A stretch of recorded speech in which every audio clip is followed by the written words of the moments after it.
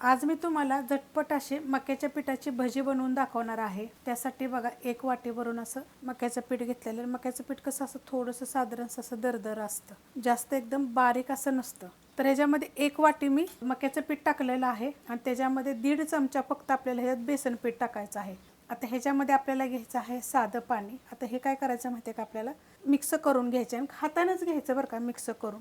तर ह्यात आपल्याला अजून थोडं पाणी टाकायचं आहे। हलक्या हाताने ह्याला 5 ते 7 मिनिट ह्याला फेटून घ्यायचं। तर ह्या पिठाचा कलर बदली होत नाही, अशा पद्धतीत पीठ झालं पाहिजे।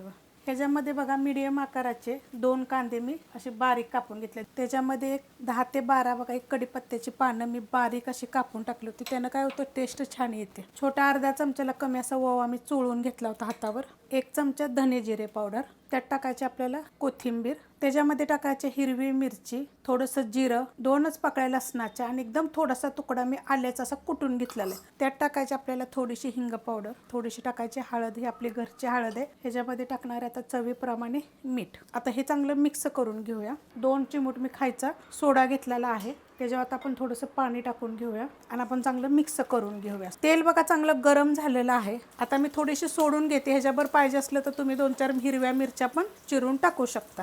आता आपण काय करूया, ह्याला हलवून घेऊया।